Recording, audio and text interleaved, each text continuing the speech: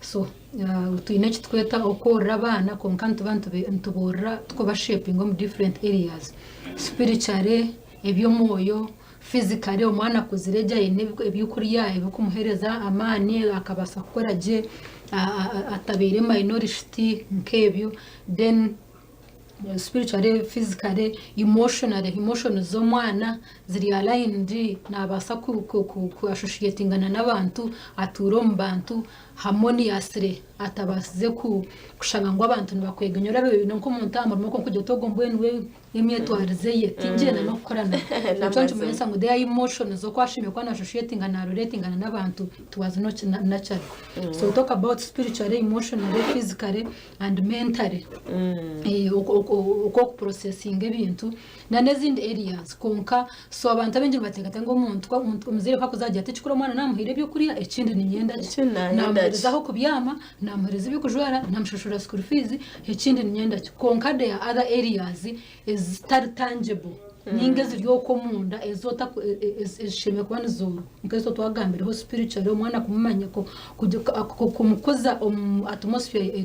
yo bwarahanga akabana akakora namanyangu hariho ruhango watangire hinaho narigire kandi nabamama nabo hine kukosa ko arimo konka nimba sa kuzo warahanga aho kwitwe nk'abazire ntaho nitwe nturimo konko mwana kwa kumanya ngo hariho ndije umuntu uri kubakiza hamani kandi uri kubasa kukizima hati byakurema beyikanjiro wo goshanga ngo umago kwirikanjiro mu bantu twagambira time kugira ngo aze kurondoko na nuko mbashija drugs abanamanya I can run to God and God is able to do everything nana okamukoza arukumanya kurelatingana bagenzi bomuka okurelatingana n'abantu nchitani kiromuka umwana ataka kumureba muka okwara kwatanisa nabandi nagambaje ninga we natura najumira natura nazire ebyo kuri yatura na nyigana yekinja no mukicenja atura na yatebye ntomoto gomwana naza kuba ikintu nyenshakare abo kwatura cyo nakibukora akine restrictions kandi nyenshakare yana amatata ndiyo mwanje nasa no kutere grass nibo kwa noreba mu nju mwatongana no mukazi kwatanka grass atera nkache dongo ninga kwatanka TV ajata ninga tera kesana hansi hate byo nchwanje manyisa ngo itorama na challenge okamanyisa ngo haruhe mucu yishimiye kwa no harwo ko shimye ko nayo twazo mbantu so no muntu nayemerera amaguru menshi takwemerera kintu kimwe cyonka so tshemye kuza abana area zo zone konko bwiro binje kuna nagambe ntufocusinga ahako wamuhebyo kuriya yajwara yanywa umanya fiza jine no bantu kuna gamba no umuntu arakuza shemona nandake wamuhereza cyo kunyana cyo kuriyo kampa school fees nimba naheza so and most times that's why eberebe nico cerwejo umuntu naze cyo wagamana mazima bukana twaza kureba hariho uko ku kace koko hariho group y'abana bakuruga omakagarije muna akutakubentueta amakaga bagiga abana bona bahweriro mu drugs bajiro mu mashomero marunji amashomero marunji mu ihanga nko mwana cikagati abazire bine business zamane no bine hotel zamane no bine nene kintu cyo kureba ngene project zamane ukegomba kunka abana babo bariyo ko mukakiriko ku side zakaceka kunko shagabona bariyo mu drugs ati ninjo mu ndabazire bakafa kubatwara mu mashomero marunji echo explaining echo wagamba umuntu tabazire tugira umwana yashoma yajwaraje ikindi nayendaje muka turemwa kukwata bintebu wagamba spiritual welfare yo mwana erieta mental ariata mindset yeyeri nkahi ebintu ke so explaining hati tumara twisha tureba haza ho party yo murumu already parenting kwitu ninde bankabazire abinji tuturemere turumuntu tujagoringa tukumanya kutarakore hat kandi hijaza muna nekintu cyo murumu twaza ku balancinga ati nango ndakagaracire mu cyo haro story yo mushije cyo wonyenda kuri rating cyo wagamba wo mu America ko akagenda wo mugiga mno akatsigaho family yena nabana yaza kurunda sente nkatutwe no kuturiyo nturunda sente yagenda yazironda aho yazibonire aho yagarukira bahakaho rero imyaka mingi aho yagarukire sente ziyaronzire hata yazkwesa kuteka abana muri rehabilitation aho yagira garukira akashanga abana batakira abana ko kuwana ugamba ariyo za drugs keka mwene bakatakare so yakoze sente z'yamasingire okutwara abana muri rehabilitation hati ni ho bible rero ko ni challenge bible rero kuburiza ngo ni watu ire nikiza kugasira cyo okubona ibintu byenshi byona ukaruzinga soro okubona sente zone zo noronda kandi ubwira ubwinje bazire numbana mukora mukujya mu byo mukora abana ni ngora abana banje ni ngore bizimbe abana banje nyenshaka ari batarabona abona konka abana boryo no korera nubanachi nabaza kusustaining ebye bizimbe byawe ningano barabimareho wararo firoti barwanira nyenshaka ari sombweno itwe nkabazire tunye kucumanya mu family first family is first kandi ekintu cha parenting to catch postponing wachireba nimbasa kujya ngo na postponing career yanje for 5 years njye tukanshita meme kambe ni nkoro ubu mu buce mbone mbanze mnyorra abana ndukumanya ngo after 5 years abana banje bana batanga kushoma I can go and work so tuyino kugire ikintu cyo kumanya ngo life comes to us in seasons in bits of season so haro season na bible na kigambo mu Ecclesiastes chapter 3 ngo haro time for everything haro time yo gukora haro time yo kusharura haro time yo kufanka ebyo ni mwana nombamanya so icyo nkitogesa ngo n'ibintu binje biturukwenda nk'abantu eshahe jitwana ntwende bintu bingi nanye nyine byetengo ne byetengo na family zine byetengo nabana bene byetengo konkaro ibintu ebya hati na nebyanye nchaka alright nenjaho no ituratandikire ninde ba ejeshatse shema kwantugenda omukahumuro then tuza kwantugaruka tukongera kugamba parenting hamwe no kutura balancing nemirimo yitu tukashanga ito nkabazire abana bituzire twabakuzaje batakulakinga aspects zona Ebyamagara katuzo mukahumuro kace tuza kubantugaruka mutakarwa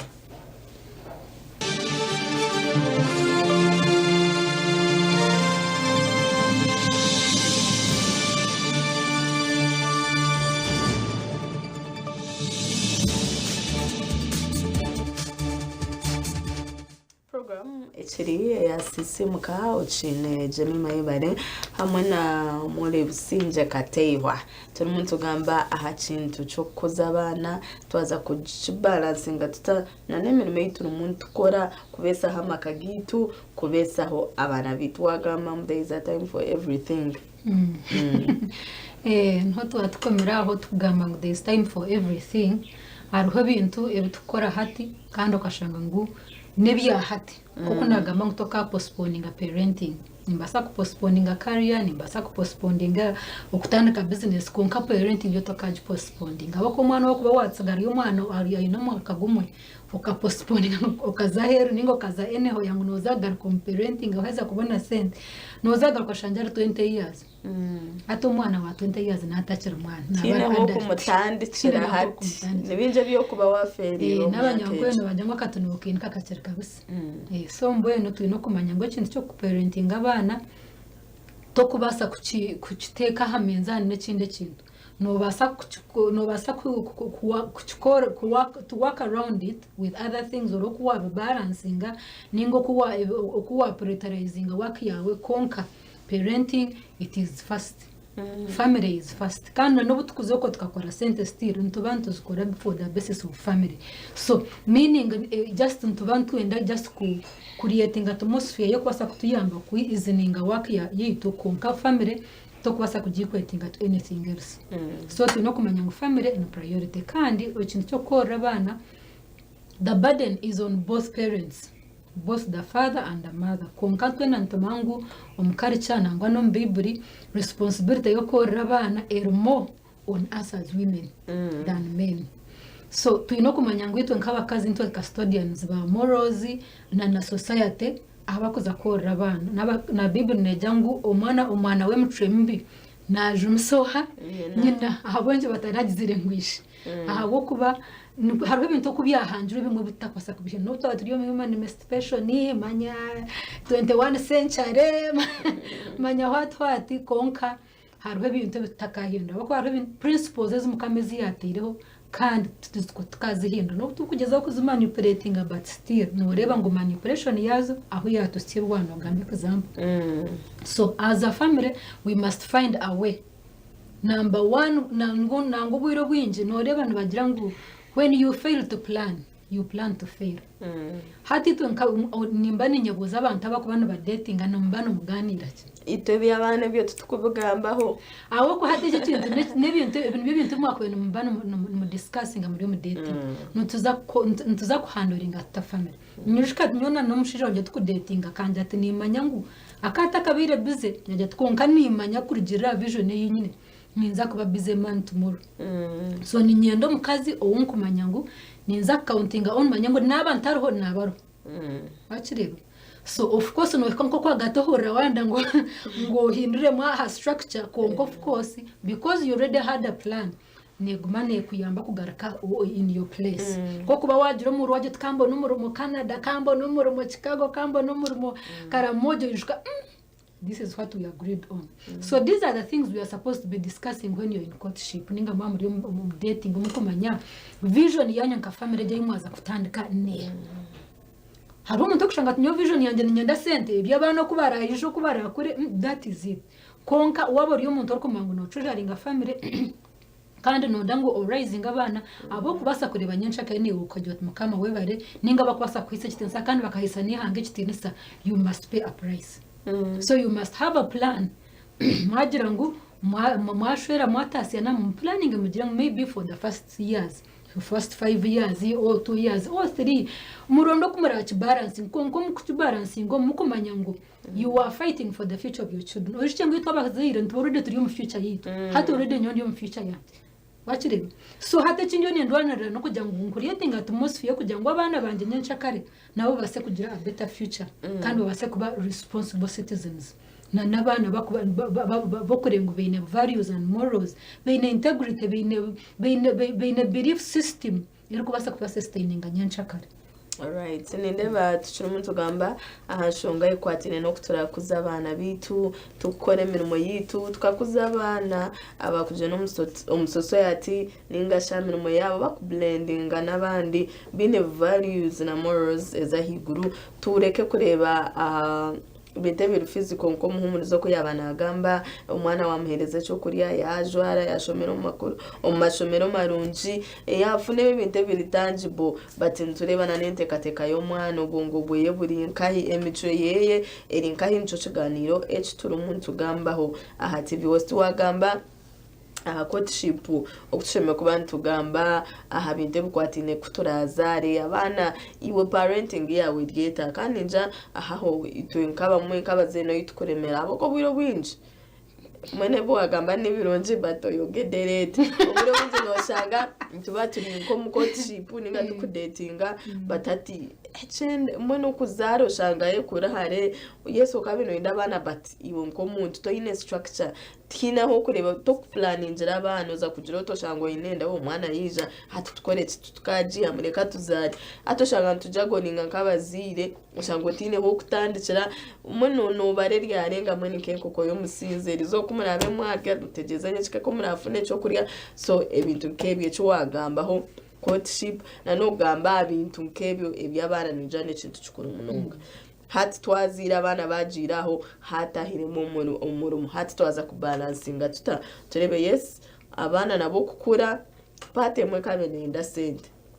wagama ngo tukapostponinga parenting but that parenting nayo ne bana enda support ati katurebo mumaka go kushanga yes abazire bona barimu twaza kubalansinga ko kuwagamba at least nkomushija wawe nobwo uri muno kuzabana at least ine support iyo mushija but ne manya haramaka agatine privilege ejo oshanga niwe mama niwe tato ine kukora ningachi ato mwoshanga ko muzire niwe chakuremerera twaza gukora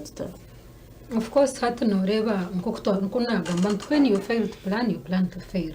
Inko kuwagamba byo turiyo ntutora mhati ubwiro bwinji abinji no shanga wagizire nenda umwe takumana na mukama wawe no ezo no of course no cases ezruho ibyo ntubyetanke bishikiriza ninga bishikiro chimwari konka ekintu bajya ngwa kwizire kemero ekintu cyakizire no cyanuringa ko kukiri konka icyo wagamba cyo kugira ngo mu yitwe nka abana bibura abakushanga mu relationship no marriage ikintu kimwe kikubareta nabo ba having a life at aim ninge tar guided no kugira ngo nabo still where they are coming from they are not parented. So ebyo ni bintu bikwana contributing to what we are going through today tubukutandikana na hatuyonga na no muko wanya horo kurugabo kuko waragira mu family where you are parented or inabaziri bakaguiding and you had guidance and you bakakumanyisa ngo life is purposeful no batakushana no mwana uri kufa kugira ngo wakakora ngo kokore nkebiti hata no rebe tubyo nubukora wabyare imyobwa nibiza kukora konko mwana plants they grow but children are raised abana tubakwiye kuza no babakuza konka plants na other things they just grow mushroom and grow. So that is the difference. So umuntu wajya ngo no kurizinga nchumanyisa ngo you must be intentional. Dem harotisheme kwa ro program asheme kwa ro structure uko urakoze kintu icyo. So mbwe ntwayeshanje mu situation nkeji of course nabona no garuka no planning mushat koro wota kumango inenda washango inenda chumanyisa ngo ine byo rating go haro ne byo adapt bakiceze mbero cyabiro hatwaza kora kora hirwa mukama yakwatso kashanga ngo mushija wawe no muzigita numbasa kuzatebo mu planning mugire ngo hato mushija rekagenda kora aza abantu mu kutwantu gambo gukora abantu nibateka ngo gukora no kukuza kuronda umurimo kunga nubasa kuboruna no mukayawe okoreho ubone sente in fact nimwe mukwana mutera program za ha TV West sente tutura abantu nibakoroma kagabo bakutunga sente nyingi kukirana n'ito bakozamuru kashashura transport kashashura lunch kashashura cyone cyoranyo kandi ogakubona sente stakuma. So it's about a mindset okora tukujya no kuzamura umugongo no basa no kutoma amakara gawaho muka no basa kutahona anything you ukore no banda. Remember the times when I was not working and I was raising my I sat home for 8 years. Wow. Kushitama na agent kanyo rabana kwa ratanche kushoma then I go back. I go back and start working. So kunkubuna bendiyo mkankanta shitami nkanguze myenda nkareta hona Juice ha TV nkanguza Juice ha TV njamka mtakize na mobanda. So I would not just sit home because they are with COVID it has taught us that you can work from anywhere. Abantu basano creating a room ya hotel bag zukurizo mkotunje na sente zitariho rent zitariho VAT zitariho council zitariho URA ushanje no tunga sente. So it's just how you tune your mind okamotechi chizire how can I work around it. So reka tureke kuteka ngo gukora no kukuza kuronde mirimo kongo kora abo no murimo we and good konka wabo no basa kugira ngo ubwo murimo kambe ngurekere mbaze nyorera abana ninga mbanze nkoreki ningo balance harho abashije barbere cooperative masa kugira ati irizo nantakora iwiroko gendo kore kango mukandebera nko bashango tari mu situation yejo you must work around it konkore ngo wa prioritizinga okora abana kandi jana numzire arukora dasheme kujikosa nka excuse no kubura parenting n'abana. That's true because hatoru kutona ndukora konka haro okushanga ngo haro you must balance work yawe yo mukana na hamwe waza hamwe mukora kore mirimo yawe ugihezo beno mutwe nakora naheza don't take work home because when you take work home that means office wagitwarumuka konka rubu kushanga no muntayine mutine cyari na kwa kwikomuka umago kujya ngo attending family na nabana hakija ba masters phone za phone za TikTok zankahi oshanga no bori umukatori oshanga no bwine day off takwenda kusibuka bukatabana no abana bayumba no barati nyine gagenda nchona atanja ndikugira ngo life is season abana they are not with you forever wachire abana they are not with us forever cyo kintu nyanda mu kimanyi they omwana ware yahika upper classes P5 and what beno mongogo yagenda yazo mu second beno mangu noza kubona umureba just nka 2 months na ya because mbana bahumura 3 weeks waza kubara mu mwaka gonshanga ngo tuba kumara na 2 months somka. So you must know ngo ikintu cyo rumo cyo parenting it is only for a short time ncho basa kutwara 8 years 10 years but that season is going to pass. Wachireba deno gariche ya murumo otaniche kora otaniche kuchakara because one wako mu second mushatana kwa azo mu second ndinza kuba ni nkora nza kuba ni nyamuka nzamurimo narega yonze kucakaranda baraba mu town ndebo bo gutete yapsia nyegura kaito nyegura katete but for now that they are still with me. Because this is a time when I have to teach my children obana kuteka obana ki okubare okuba kutwaza kutakwenda kusharing umango gwa selfish umango yoguma no mugambira this is not good wachire konka it must take sacrifice. So nyenda kwenkaregenga bakazana n'abazede katucumanya ngo it is for a short time nikishasha nikiteganisa nyoni nyushika that time when I sat home for 8 years mukabanyije mutawoni abantu they knew had shifted nkani nturi bakana mamangu nkaza nkakamba unabembuga no muntu ati I lost friends, I lost contacts, I lost everything, but it was worth it. Wachire konka time came back and I went back to and now I'm working. Konkana na hatu bundu kukora I have to choose what I do. I have to choose what I do because nimbasa kubona mu muhati kakaramaje konkugira ngo abana banje bakuzire yes konkatu bakakutuba kandi jiri munga. So even now I choose the jobs I have to do. So I do because nemerumonije being a Nancy I can get a job anywhere. Konka right now my priority is still on family, on children. So meaning baza kuzumuza sini yaho ni kanaenda nimbona no mu Canada. At least I Wachire but for now nakucenga achimina bati bose tuchiri muntu gamba okutwakubasa kukuza abana bitu kandi ko kuyagamba ito nkabazide tushema kwa tuja priorities yesemera muntu genda sente tuzenda but nabo tutakazikora kandi tukashanga no hendekera busha ayiwa kubeno enda kuziteka ushanga hatachiruho abana bakaje no mbindi obunde inkito kabaze bitwakubire ntubaza controllinga ebituka drugs ntureba abana binji ati bari mu drugs emyeto minji abana benji abana babishi ushanga batwarenda bakiri bato senior 1 senior 2 ushanga umwana yatwarenda tura ariyo ariyo mu boarding ayijo muka ushanga yakayishomera ngwa inendo yobuzuto mwana wanje ndakagiye nkayikana sibo muka ubwo shanga no bwasibiro muka ito nkabazire tutukumanya yasiba no ana siba nakora ki tucera karakasheshe tugarike cyo tushanga babyamre so shanga ito nkabazire turi mu missing out aha routine y'abana ne bakora bamu no buturabe ntutura nabo. So kandi ubwira bwinje hati none abantu bajango ahoro kujya nyori zote nakora nasiba nabana kunka abana wasibota nabo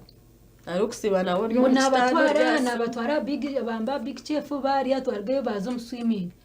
konko baba ryo mu swimming ngo bine ninga baba ryo mu swimming ngo riyaso meaning they've had a time with the swimming pool but not with you. They've had time in the bouncing castle but not with you. When we talk about spending time with children and to mind so kushitama nabo because when one ogamba nabo omanya mwana kwa reasoning omubuza nkechibuzo omanya how they think about it hato omanya what is wrong and what is right. So when tugamba spending a time nabantu manya so kuba intentional okuganira na one different topics okabanicho one parent obanicho kabuze buzo ebyo kumanya ngo nibuza kutriggeringa echoro kwenda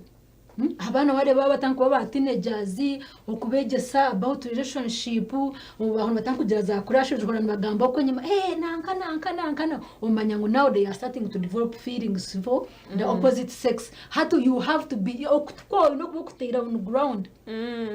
Yora bara omuko mukuru dogre baganira ko deno manya what they are thinking omanya how to advise them because wana ko compete ahishome batankubegesa about menstruation kabishti hato batanga kubugamba hato kubabuza so what is menstruation ukareba nibakimanya ninga twakukimanya ninga nibakimanya in a vague way deno okuba inquisitive ukamanya kuba kukiteka tekaho na no kuba kukireba wabahereza sente umwana wamaherezo mutwaro na spending hard deno chikoreka omutuma gwahuguri nakunda kuspendinga ninga nakunda kusaving wara ari umwana ari kusavinga deno mu guiding umugurira nka account atanga gumana ateka ubusente ubana bane 15 ubana 5 umwana yakukayite 9 cent konki ware ngo umwana no muhasende buruci gumuhereza agenda gura big bomb buri kumanya ngo na spendinga so no kumogesa principles zo kusaving. Alright, program echiri Sisiimuka obwahati katizo mukamuno kache tuzakuba tugaruka n'Omuhuumuriza mwere Busingye Kateihwa arukonja kutushobora okutora kuze abana bitu obwe tukora none emirimo yitu je obwahati katizo mukamuno kache mutakarga TV West.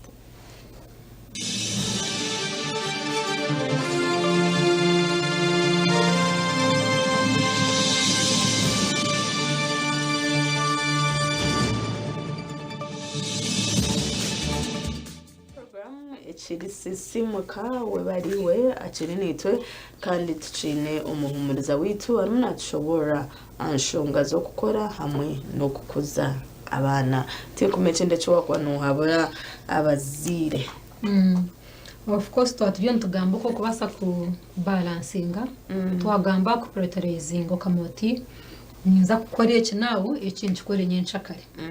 ntubasa kugambana naho creating routine ubasa creating routine beno moti iki ninchikora hati iki ninchikora nyenshakare ninge iki ninchikora washeshe dene kindi no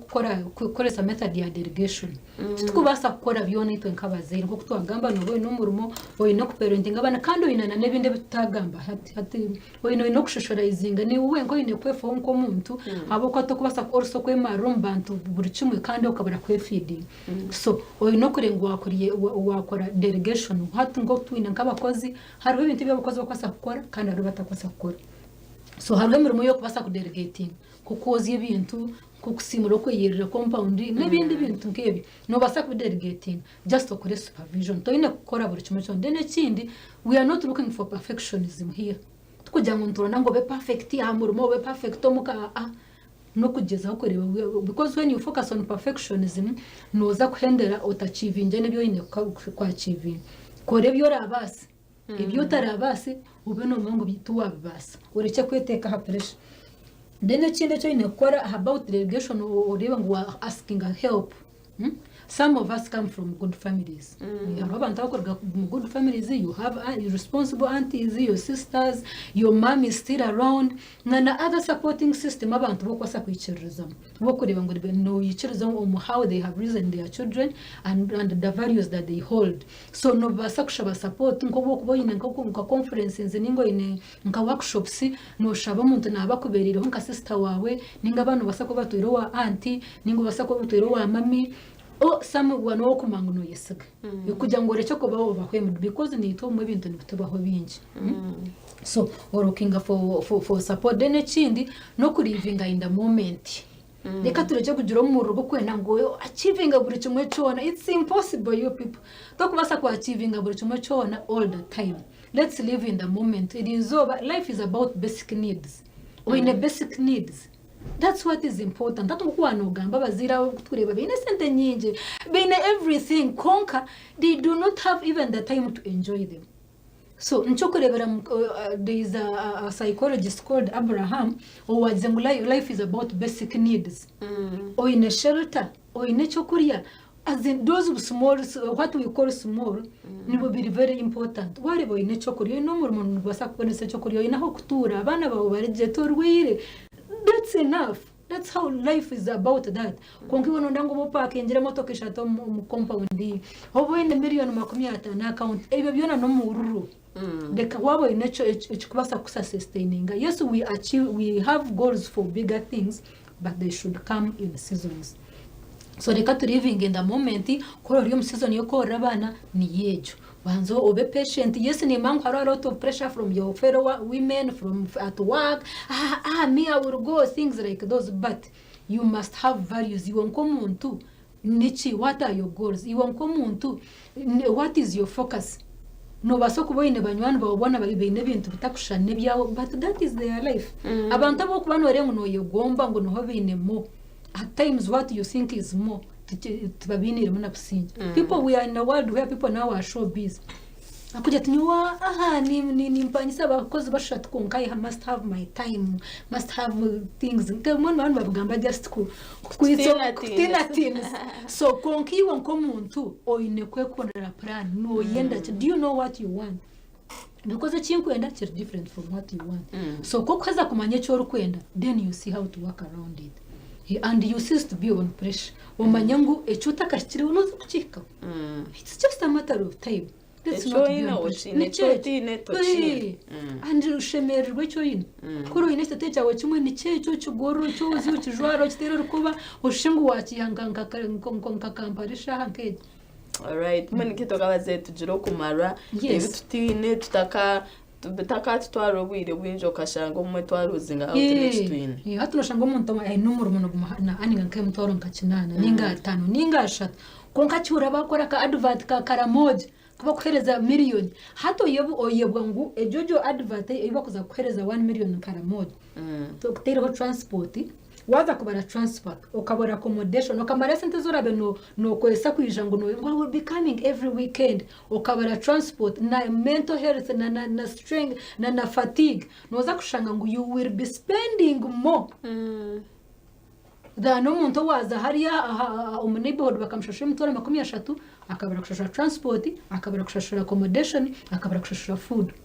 naza kubana saving kukira konko kugira ngo nonore ngo eriya ni nyingi hati wo mu rugo ogenda konko bura kubare binde bintu. All right, ejo nutwareke kabazire twantwenda ku balancing emirimo yitunana okukuza abana nangwa nabagambaho konko ekindi no ku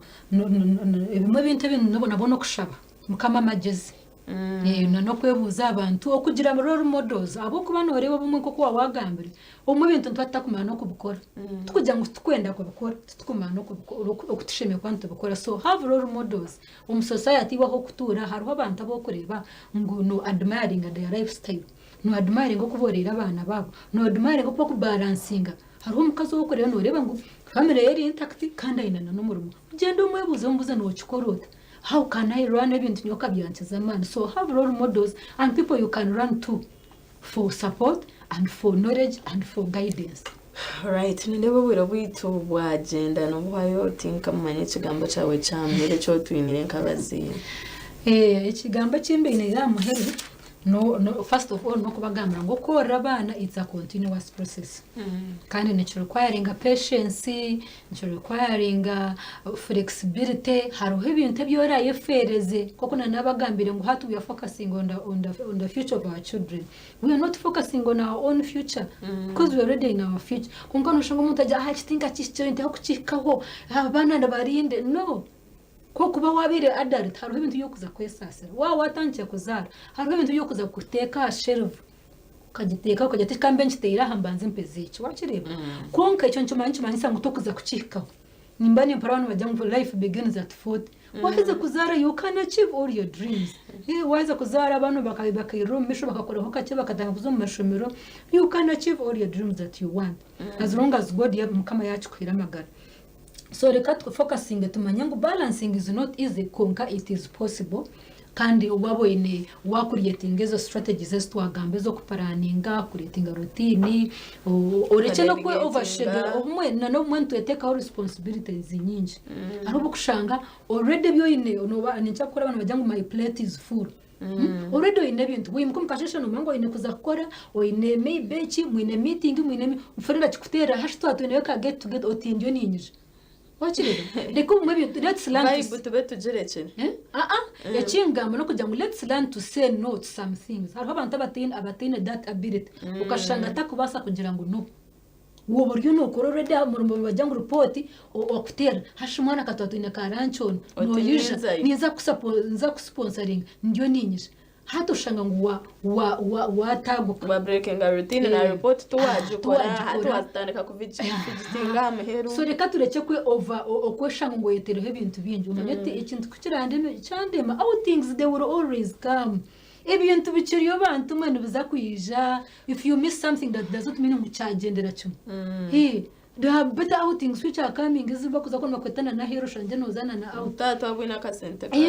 nakaza kuyija center will come as long as we in a vision center tuzikabura money follows vision